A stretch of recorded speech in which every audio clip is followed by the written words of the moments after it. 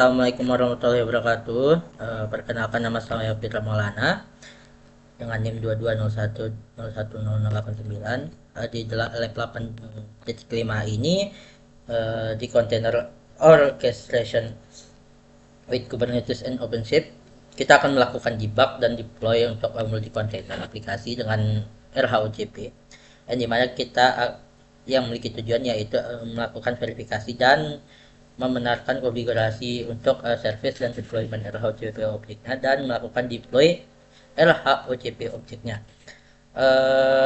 Kemudian di sini juga kita akan menggunakan codes API dan codes UI untuk microservice-nya. Langsung saja kita akan melakukan di sini kita akan melakukan create OJP Lab project dan melakukan deploy codes UI microservice-nya.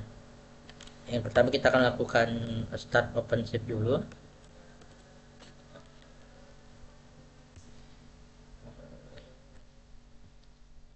Sukses.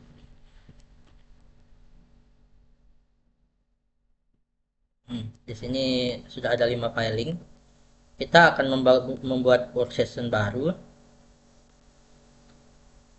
yang di mana di sini akan melakukan tempat untuk codingannya.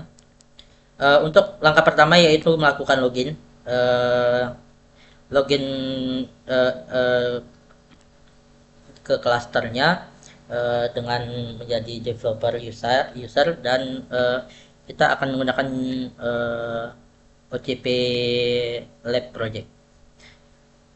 Di sini perintah loginnya itu sendiri menggunakan OC login -u developer -p developer garing https API ocp4 example.com.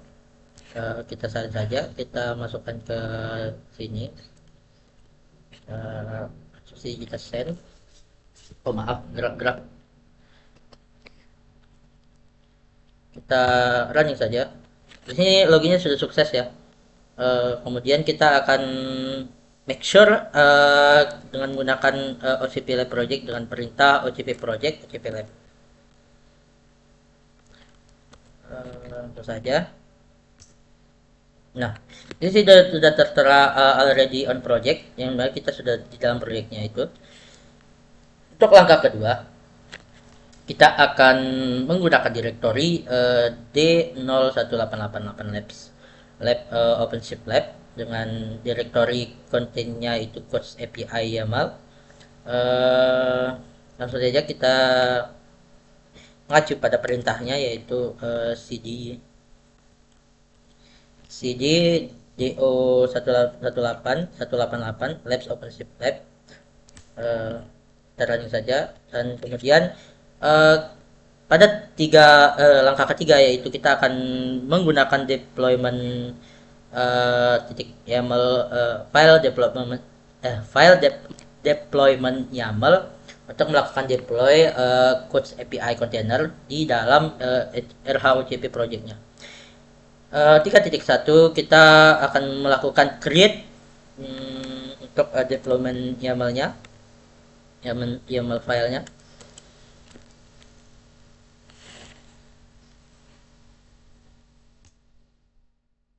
Di sini sudah tertera the deployment codes API is invalid, berarti dia ada salah di dalam melakukan create deploymentnya.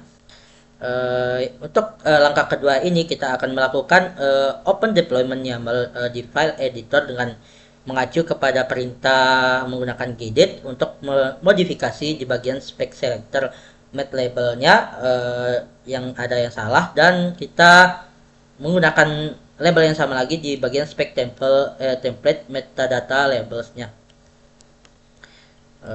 Langsung saja kita mengacu pada gedit di sini. Gedit deployment YAML.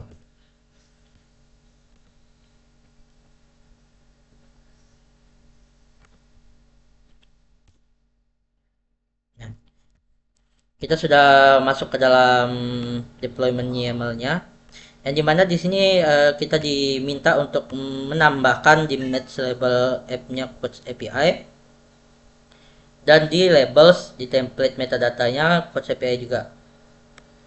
Kita salin saja yang ini biar mudah ya.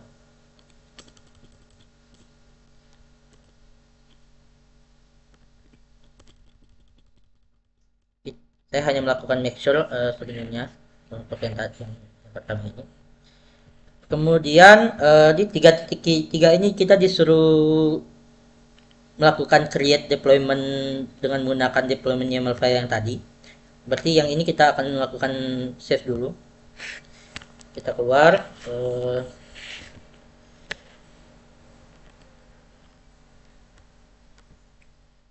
Kita akan mengacu kepada perintah OCP deployment YAML-nya.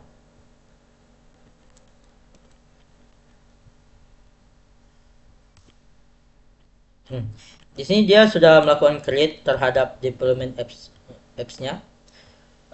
Di 3.4 ini kita akan melakukan verifikasi untuk Coach API-nya yang berada di port apakah running.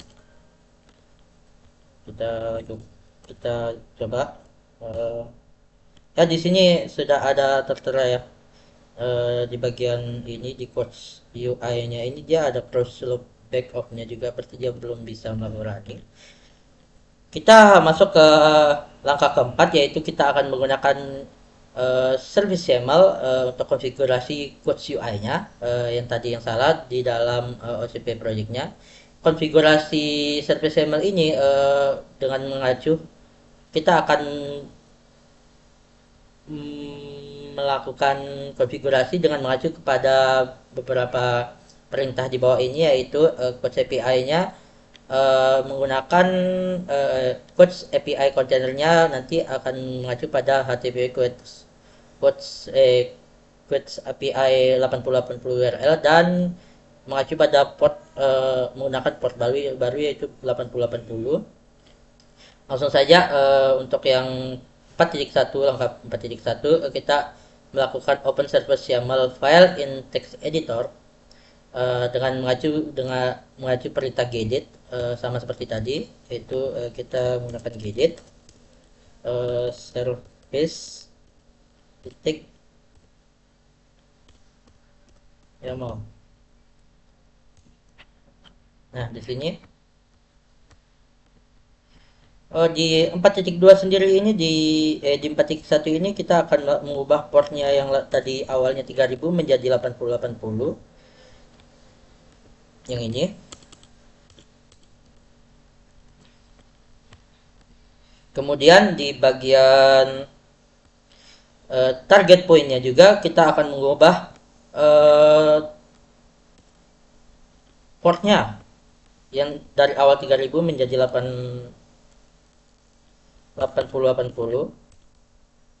untuk dia mengacu kepada port yang sama dari yang di atas. Kemudian di 4.3 ini kita akan requirement ports with the Coach API labelnya, yang dimana di selector ini kita akan mengubah Coach API-nya.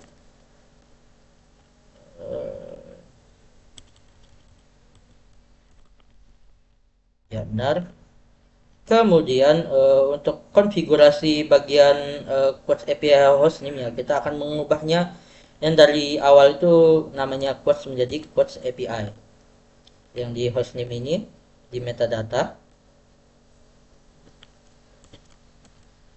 Ya, di sini. Di 4.5 sendiri ini kita disuruh untuk melakukan create menggunakan service YAML. Seperti yang ini kita harus melakukan save dulu.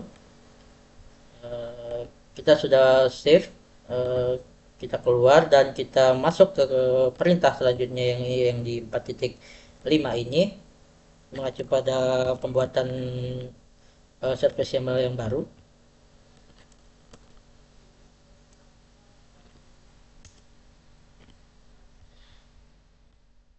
Di sini dia sudah melakukan create ya untuk bagian service YAML-nya.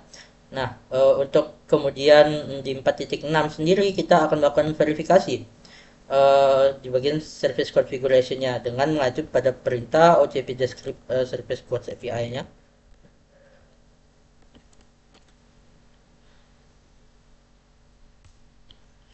Di sini sudah tertera ya di bagian target port tadi yang kita ubah itu 8080 underscore TCP. Di portnya juga sudah diganti menjadi 8080. Di bagian hostname-nya juga diganti menjadi Coach API, dan di bagian selektornya di app-nya Coach API juga sesuai dengan yang kita ganti tadi. Dan di sini ada teks apabila outputnya beda dari apa yang tadi, kita harus melakukan previous atau melakukan pengulangan step lagi untuk memastikan apakah seperti itu benar. Kemudian kita akan melakukan di 4.7, kita akan melakukan verifikasi untuk codes UI kontainernya apakah itu masih salah. Kita akan ngecek. Ya, di sini masih salah ya untuk ke codes UI-nya, di mana dia masih crash loop back off. Nah, kemudian di bagian 4.4 ini, 4.8 ini kita disuruh merestart codes UI-nya dengan mengacu pada perintah delete. Di sini langsung saja.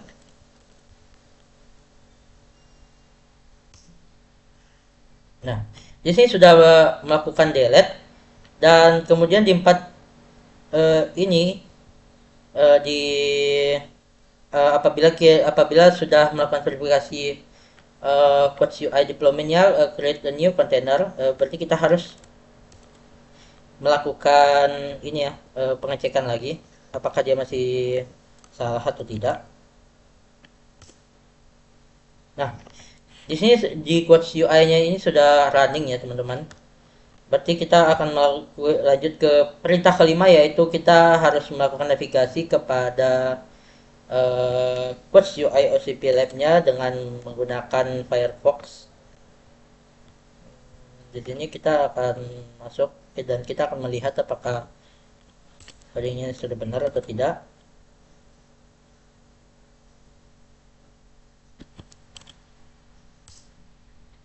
Ya, di sini sudah ya teman-teman, sesuai dengan apa yang ada di sini. Kemudian kita masuk ke sini dengan kita kita melihat ya yang tadi untuk yang salah ini. Nah, di sini semuanya sudah benar ya teman-teman. Tidak ada filing lagi. Kemudian kita harus melakukan finish OpenShift tab-nya untuk agar data-data yang ini tidak bakal bisa running untuk yang seterusnya.